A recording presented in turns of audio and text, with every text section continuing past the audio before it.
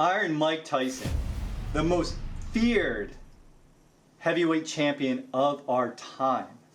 The man made over $400 million according to Forbes. And then, like many before and many after, the untouchable was humble. 2003, Mike Tyson unthinkably filed for bankruptcy. $23 million in debt. That's a $500 million swing. What we want to ask ourselves is, how could this happen? What is our relationship with money? Money is something that we all want to go out and make more of. We want to earn more money. But what's the point if we don't know how to keep the money? In this webinar, we're going to explore a few habits that if you change them today, you can start your path towards that freedom and control that you want. Founding Fathers, Jason Sipple here, and we all have heard about the rat race. We've all heard about the zero line and living 9 to 5 or working 9 to 5 being the rat race. But the true definition of the rat race is being on that razor's edge. It's really walking a fine line, and then when things seem like they're going to start going better, we're just one stumble away from financial failure. We're one stumble away from having crushing debt. In this webinar, I'm going to show you, in this video, I'm going to show you how you can switch this. And we got to start with our minds. We got to start with our mindset. And I'm going to show you how you can take back control of your financial future by changing just one thing. Ever wonder why some people seem to build wealth and have money effortlessly, and others just seem like they're always struggling? No matter how hard they work, how many side hustles they have, they don't seem to get ahead. It really starts with the real estate here. It really starts with some of our habits. It's really hard to be healthy financially with bad financial habits, and we're taught so much illiteracy. We're not taught what to do with money. Our favorite uncle maybe gave us a tip once in a while. Our grandfather said, hey, squirrel that money away. But we're so used to and we're so primed to be consumers rather than creators. And I'll show you what the difference is today, and I'll show you who is profiting off your money. So stay tuned to learn how much money your money's making other people and how you can take back control and start making your money go back to work for your family. When you get paid, what happens with your money? It goes to going out to dinner. We're excited, right? We get paid. We spend money on going to dinner, taking our family to do cool stuff, to have experiences, to buy things they need, to fix stuff that's broke. And then after all of that, it's gone. $1.29 trillion in debt as a country, the highest debt total that we've ever had in credit card debt. And reportedly 64, and this is CNBC, 64% of Americans are living paycheck to paycheck. How's that possible? We earn plenty of money, but what is the thing that's holding us or keeping us from holding on to that money? So if you guys are enjoying this, if you're new here, good, click that like button, subscribe if you're new to the channel, and ring the bell, because like Connor says, it might just turn blue. Today, like I've already mentioned a few times, we're going to explore our financial mindset. We're going to talk about where we're at today, and we're going to talk about some truths that we need to face together. We can't keep thinking that everything's going to be okay and someone else is going to take care of us. That's what they want us to think. That is what the government and Wall Street needs you and I to think. Hey, you guys just keep taking on more debt. You just keep doing what you're doing. We'll bail you out at some point. It'll be fine.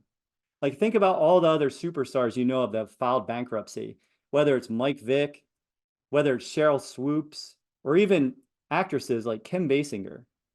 You know, we got Michael Vick, you've got a whole Lenny Dykstra. You can go on looking up the most famous people that have had $50 million plus, $10 million of film, and they're bankrupt.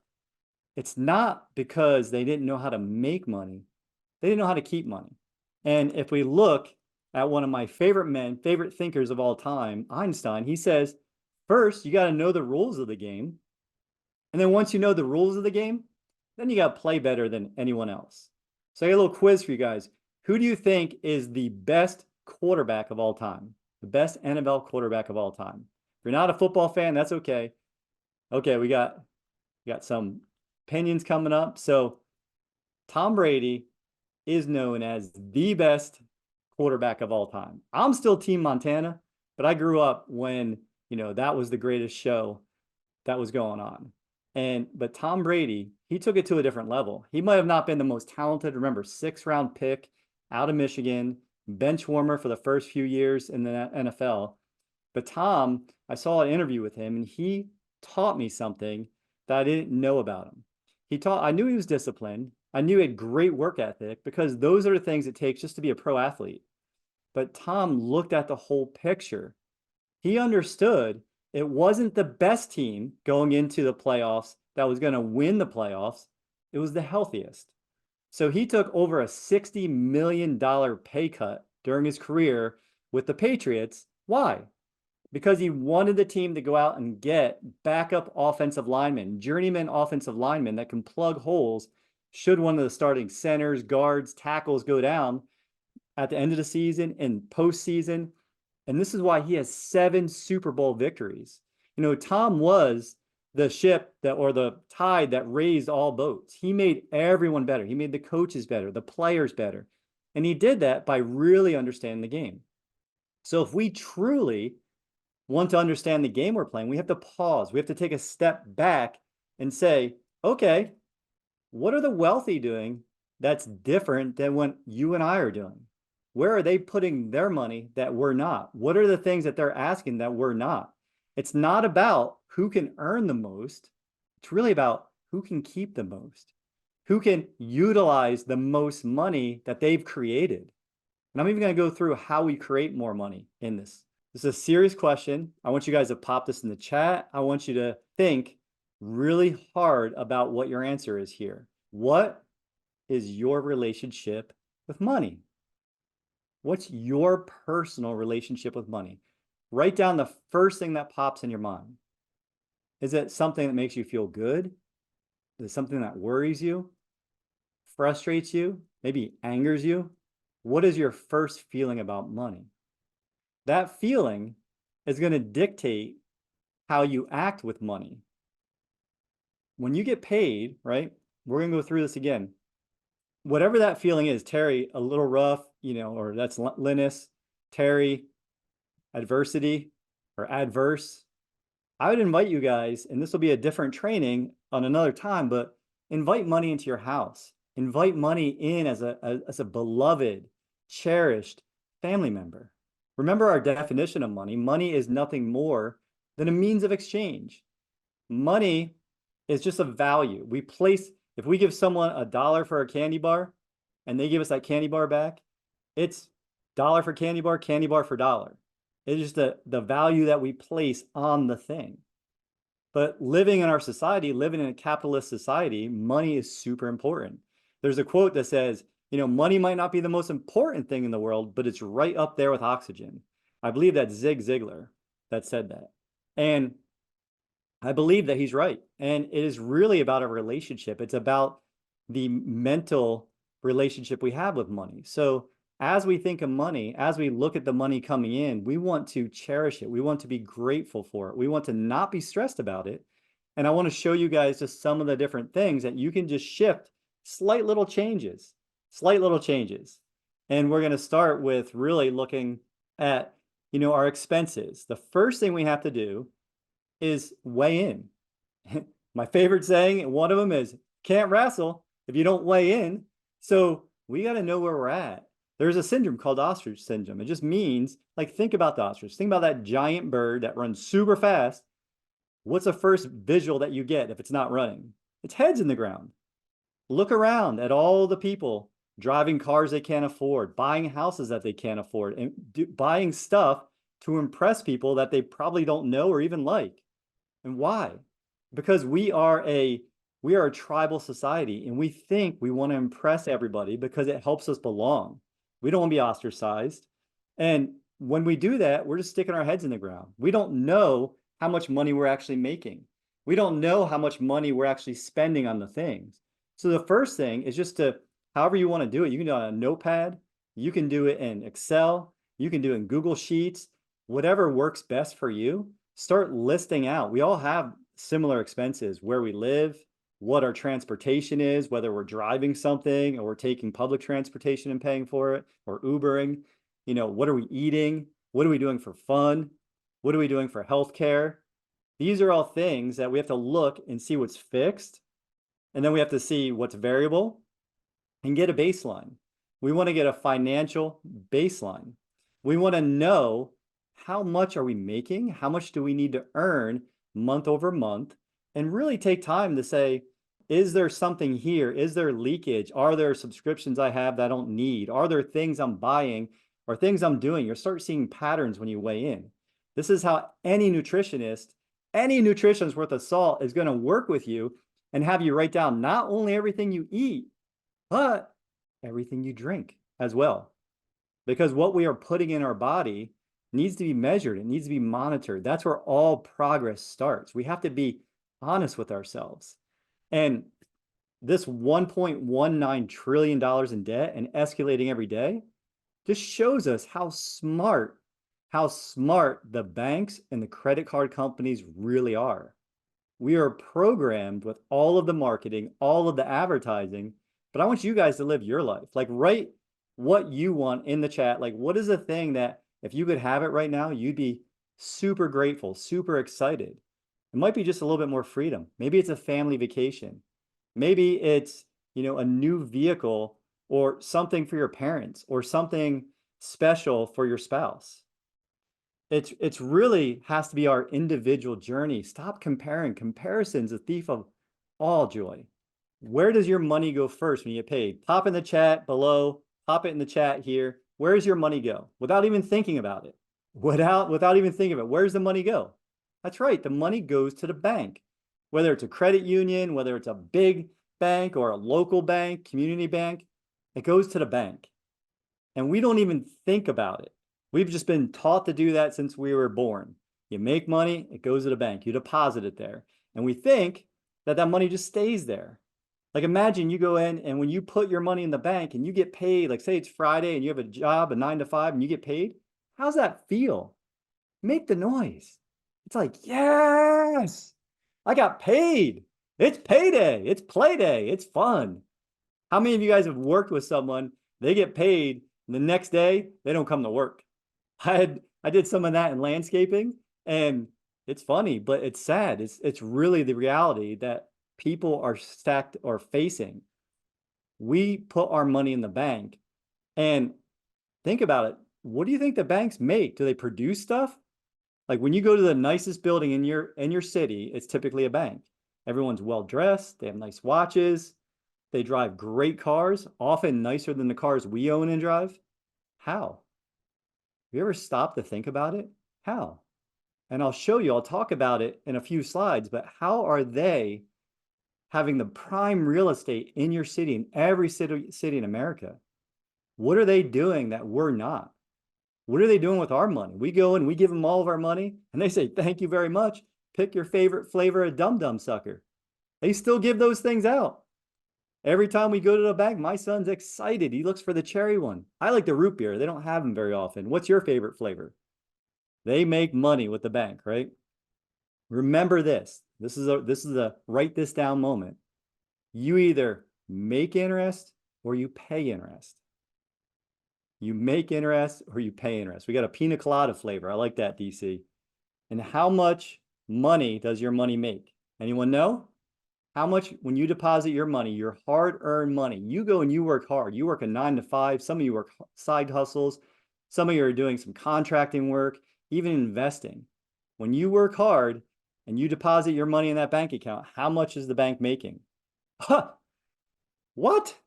400 to 1,300%? Is that not crazy? 400 to 1,300%.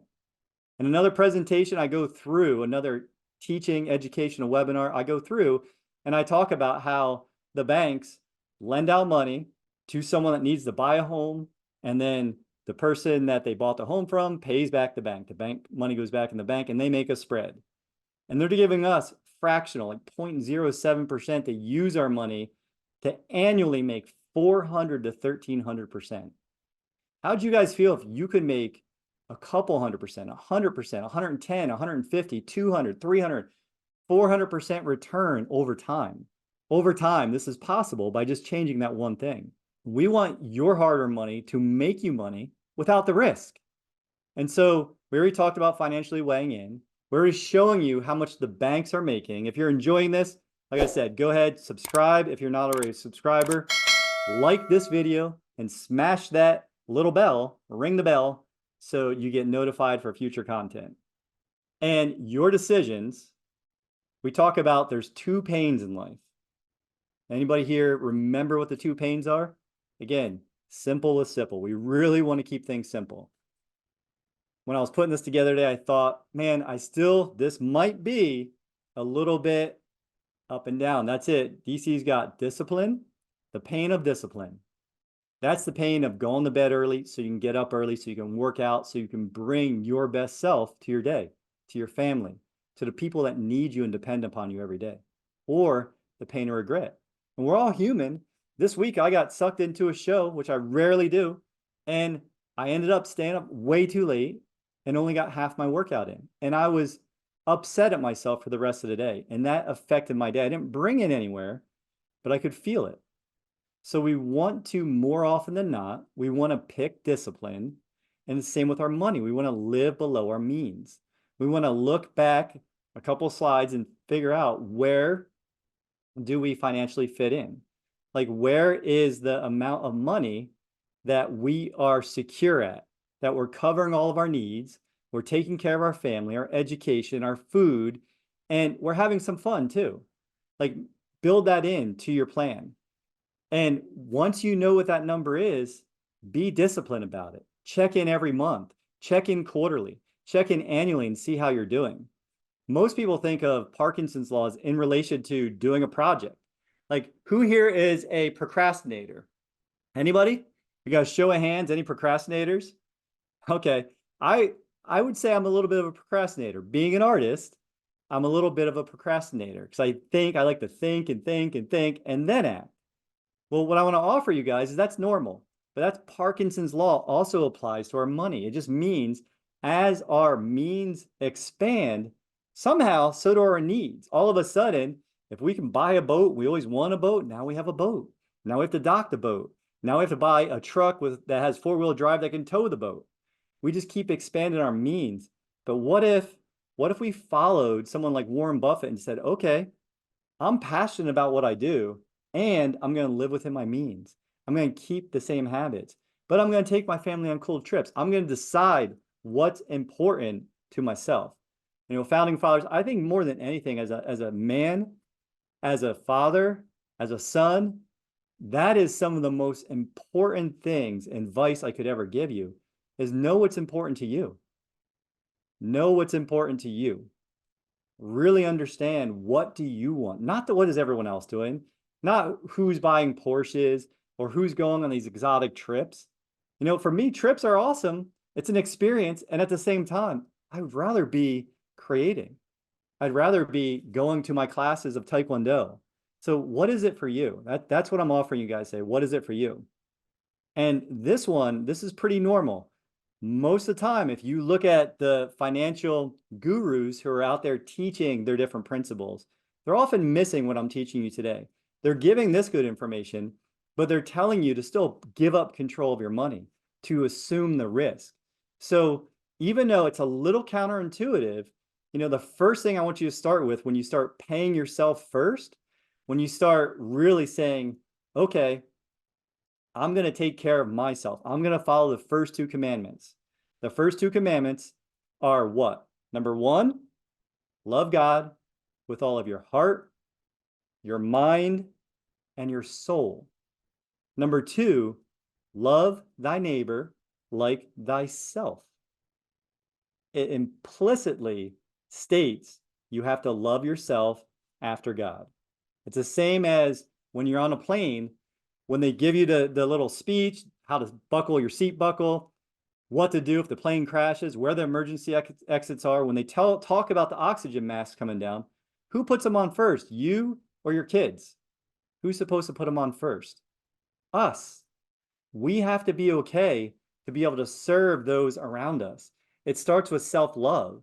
That means if you're following the rules of the wealthy, if you follow the richest man in Babylon, rich dad, poor dad, money master of the game, becoming your own banker, if you go on and on with all the psychology of money, some great books, Think and Grow Rich, they all talk about the principle of self-love and paying ourselves first. Right now, when we get paid, I'll show you a sample spreadsheet, I believe, in the presentation of someone's debts, but we know it's going to be housing, it's going to be the cars, it's going to be the groceries, the school, the utilities, the fun, and all of those things. And those are all the things that we want to get that baseline. And we want to stop paying all those other people. They're the neighbors. Think of it that way. They are the neighbors. They are the people that we are going to pay after we pay ourselves. It's not pay everyone else, pay thy neighbor. It's not love thy neighbor and then love thyself. It's love thyself and the neighbor. So we want to pay ourselves at 10%, at least 10%. And then after we do that, once we start stacking that money, once we put away 1 to 3 to 6 months, just depending on your comfort zone, what do you do?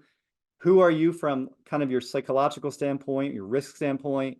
Like how confident are you if that something changes with your job or your business or your new journey as an entrepreneur, your side hustle? How sure are you that if it changes, that you can go out and create that same thing? We're gonna address this in the future slides here in a moment too. But I want you guys to think, okay, I want to put my money in an emergency fund. I want to stack the money because that shows you're practicing discipline. Once you do that, then you're ready to change the one thing that changes everything. Then you're ready to turn your debts into assets. Then you're ready to start going out and putting your little green men to work. But first we have to get real with ourselves. First, we need to have the discipline. We need to look at what other people have done because success leaves clues and other people's mistakes. Our and Mike's mistakes should show us that no matter how much money we make, if we don't have a solid financial philosophy, if we don't understand that there's more to be had from avoiding the losses than there is picking the winners. There's more to be had. You can write this down too. There's more to be had from avoiding the losses than there is in picking the winners. Show of hands, does that resonate? Give me an eye if that resonates with you. We start thinking about what our money is doing in each situation. So now I'm going to talk to you guys about how you can make more money. Anyone here want to make more money? I get some eyes in the chat if you want to make more money. How do you make more money? Here we go. How do you make more money? Most of the time, we are playing a short game. We are thinking, how can I immediately go out and make more money?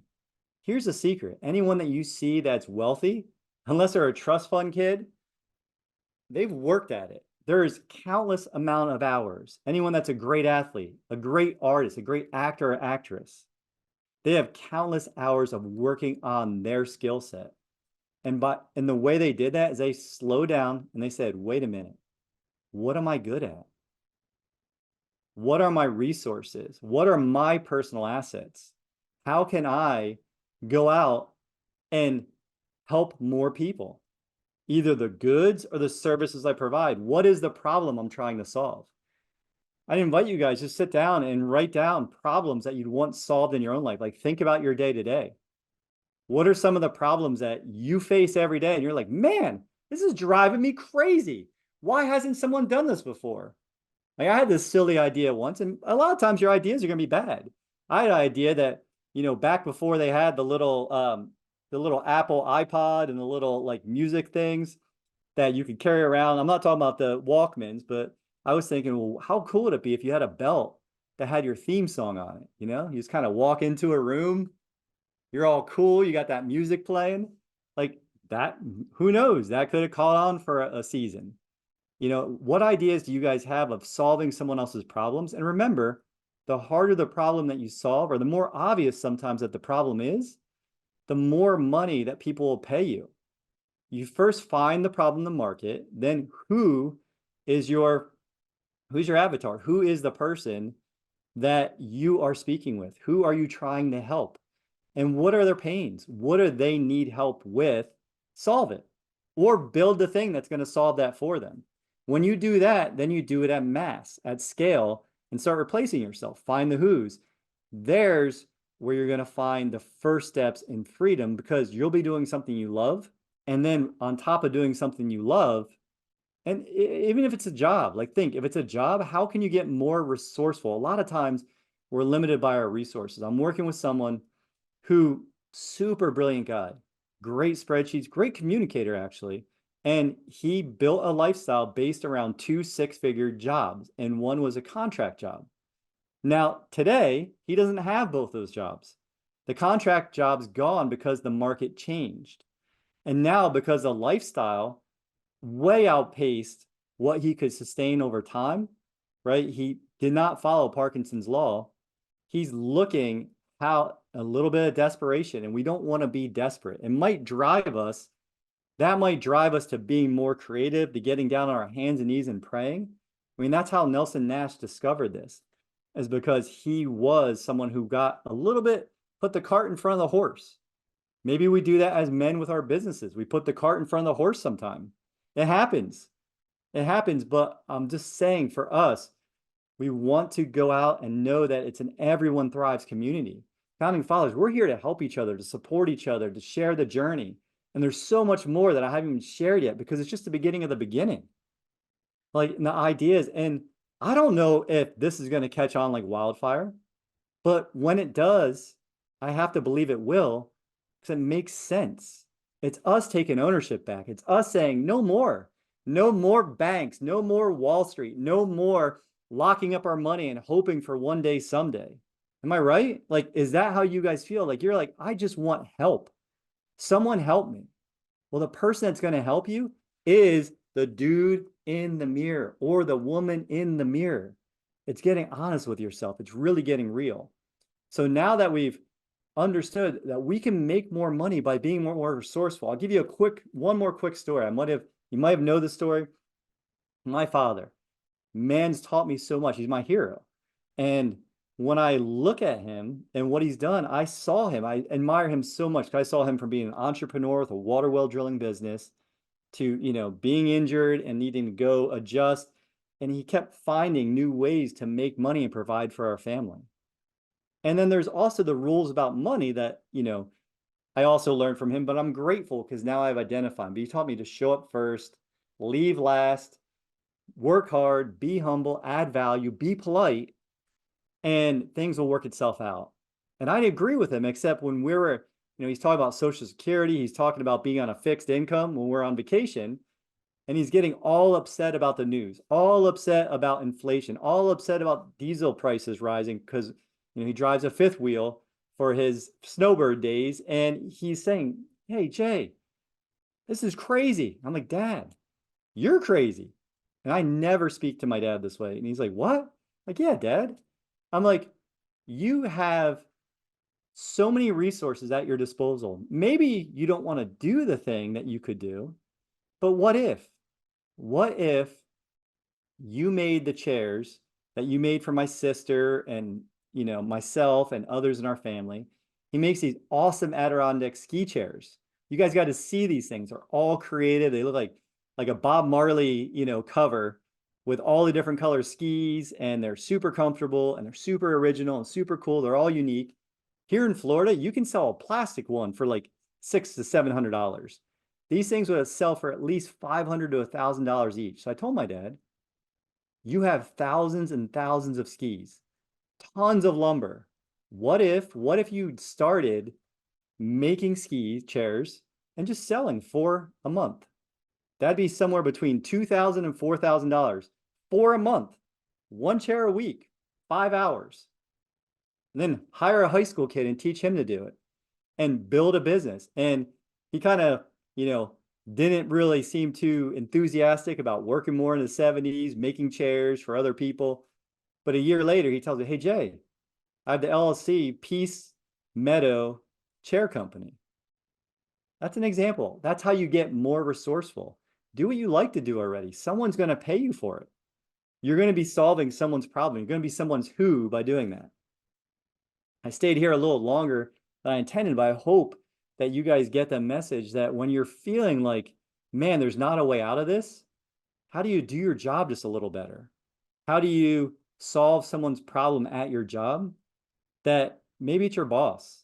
Maybe it's someone that you're mentoring. Maybe it's someone's new. How do you go help someone else?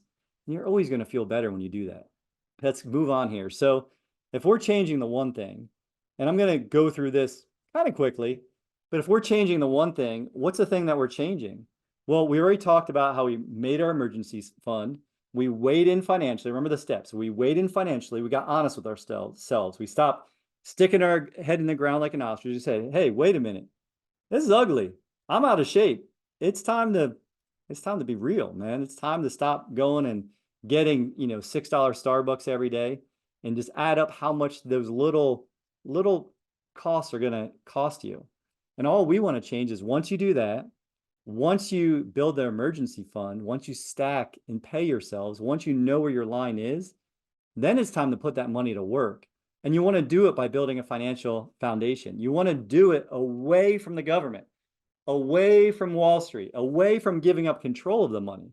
We have tons of trainings with Infinite Banking Concept where I talk about what's really happening in much more depth than this. But once we understand, it's about ownership. It's about us being in control, and it's about us knowing that what we're going to do is guaranteed to happen. Guaranteed to happen. We're talking about what the wealthiest have done for 200 plus years. And you hear names like the Rockefellers, the Rothschilds, the Morgans, the Stanleys. You hear trailblazers like Ray Kroc, or visionaries like Walt Disney, or our president, our current president, even Joe Biden, and so many more. Warren Buffett, so many more people, Tony Robbins, who talk about this, Robert Kiyosaki, who talk about this as being a foundational, not investment, foundation of building wealth. And it is nothing more than a dividend paying, cash rich, whole life policy from a mutually owned company. And if you really remember how much the banks made, 400 to 1300%. I'm shocked every time I say that. Like, if you want some fun, go look up your community bank and look up Bauer Financial and go look at their spread. Go look how much money they made on our money, your money, my money, our money. So we want to take that surplus money and we want to put it into a specially engineered whole life policy that's put together by someone who knows what you want to have happen and someone who knows what they're doing. If this is all they do, it's not going to be your regular insurance person because they're just looking for a commission. It's okay. They just want for the death benefit, but we want to give you guys a banking system that just happens to have a second guarantee of the death benefit of the legacy that we all want in the first place. And who owns more? Pop in the chat if you know, or down below. Again, share your comments, guys. I want to know what you're thinking. What are your takeaways? What are the lessons that you're learning? And if you're liking what you're seeing, like the video, subscribe if you're new, and ring the blue bell, turn it blue. Who owns the most? It is the banks. Bank-owned life insurance. Google this. Again, ask Uncle Google all these things. He knows. He's very smart, and we look at our phones a lot. And you'll see that banks have quadrupled the amount of whole life in the last 13 years alone. They have over 182 billion last time I checked, and that was a few months ago. Finally, I'm going to go through this one really quickly. But when I talk about after you build that emergency fund, that rainy day fund, if we compare, if you need something for your refrigerator, this will be posted within a week or so. And I'll actually recommend another video to check out since it's tax season at the end here. We got the bank versus the policy. Both have liquidity. Liquidity means what? It just means that we have control of the money. We can get the money when we need the money. And then you have the 0.07% on the bank side. That is the interest rate that they're giving us for giving them our money, which they're making 400% on. Then the money's taxable. Well, what's that mean? That means that all that growth, all that crazy growth that you get on the 0.07% is taxed. That's fun. It's unstable. Look at what happened with Silicon Valley Bank at the beginning of last year, banks in New York recently. If everyone gets scared and goes to take their money out of the banks don't have your money. Your money's out there working. That's why if you're going to the bank and trying to pull out a lot, sometimes it takes a while. Like when I did my first specially engineered whole life policy, it took Bank of America like a week, maybe 8 business days to transfer the money to the mutually owned $120 billion insurance company. That's crazy. It meant my money, the 70-some thousand dollars, wasn't there. It wasn't in the bank. It's unprotected. You get sued, you have a business, you own a property, someone falls down, they sue you. A good attorney can get your money in the bank. And then if you look at the other side, you also have the liquidity. You have the 3.25% contractual guarantee, depending on which mutually owned company. It's tax-free growth, tax-free distribution, tax-free loans. Okay. It's stable. These companies have been profitable for 147 years consecutively. Think of all the things that have happened financially. That's pretty crazy. It's protected against liens and judgment in all states in some form, and 36 or 7 of them fully protected. And then there's the cherry on top, the second guarantee. People don't get mad when they talk to me. If I can solve your problem, if I can help you find financial freedom, ask people in our community, ask people that are already doing this. It's not too good to be true. It seems like it, but this is the path once you do the other things we talked about. Once you have the discipline, once you financially weigh in, once you do the things that you need to do, then I can show you this. Then you're ready. And you're ready, like Buddha says, the teacher will appear when the student's ready. If you guys have enjoyed this today, I want you, before you go, check out the next video, get paid to pay your taxes. That's pretty fun. Anyone here want to get paid to pay their taxes? If you have a little long-term thinking, if you rethink your thinking, I'll show you how to get paid to pay your taxes the same way that my family is getting paid right now to pay our S-Corp taxes. And keep following Founding Fathers. Again, hit the like button, subscribe if you're new here, and ring the bell, and stay tuned for more financial empowerment, for more money, psychology tips to help you find that freedom that you deserve. Have a blessed day, everyone. From beginning to end, we showed you how to take back control of your money, how to put yourself in the driver's seat. If you've liked this video, check out how you can get paid to pay your taxes. If you want to build wealth, keep wealth, and create more wealth, the foundation, the lifestyle, the legacy, subscribe to this channel, click the like button, and go ahead and ring the bell to keep getting notified when new content comes out.